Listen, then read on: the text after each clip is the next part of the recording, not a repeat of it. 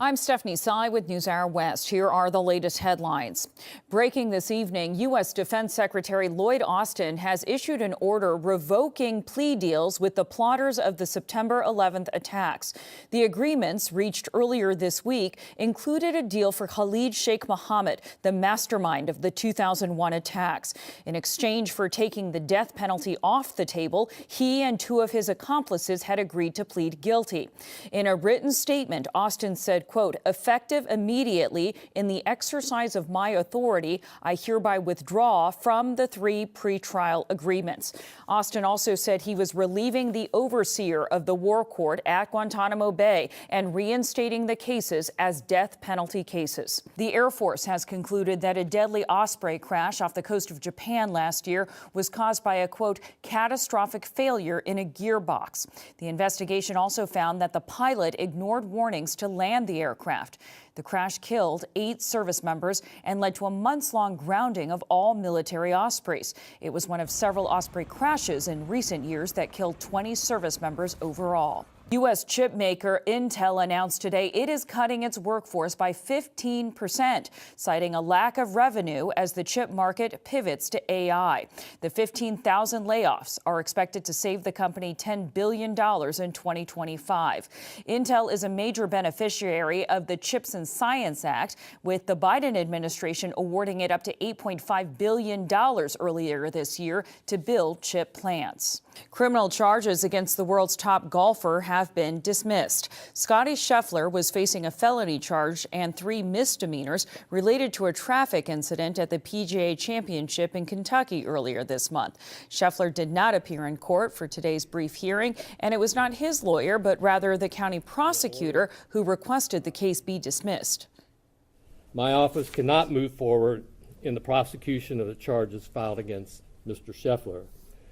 Mr. Scheffler's characterization that this was, quote, "a big misunderstanding," close quote, is corroborated by the evidence. The U.S. is sending additional military forces to the Middle East as tensions in the region grow. The Department of Defense announced the deployments today. They include an additional fighter jet squadron and cruisers capable of defending against ballistic missiles. The Pentagon said the steps will protect U.S. troops already in the region and increase defense of Israel. Ukrainian President Volodymyr Zelensky urged Britain's new government to let his forces strike deeper into Russian territory. Hundreds of mortars said their final goodbyes to Cory Comparator today, the firefighter who was killed during the attempted assassination of former President Trump last weekend. And the state of Louisiana agreed today to temporarily hold off on displaying 10 commandment posters in public classrooms until November 15th. A federal judge approved the measure, allowing for a lawsuit brought by a group of parents to play out. North Korea fired a barrage of short-range ballistic missiles today, according to South Korea's military. An estimated 10 missiles landed in the sea off the country's eastern coast. The launches came after North Korea flew hundreds of trash-carrying balloons toward the south on Tuesday and a failed effort Monday to launch a spy satellite. Seattle's police chief has been dismissed, the city's mayor announced today. Chief Adrian Diaz's departure comes amid several lawsuits alleging he discriminated against women and people of color. At least 6 officers have sued, naming Diaz specifically. He has denied the allegations. And switching gears, we have more results from the Paris Olympics.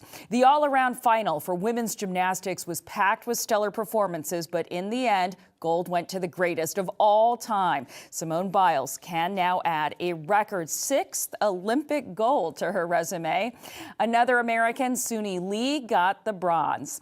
In the pool, swimmer Katie Ledecky made history by capturing silver in the 4x200 freestyle relay. That's Ledecky's 13th Olympic medal, making her the most decorated U.S. female Olympian ever. And a spoiler alert, we have the latest from today's action at the Paris Olympics.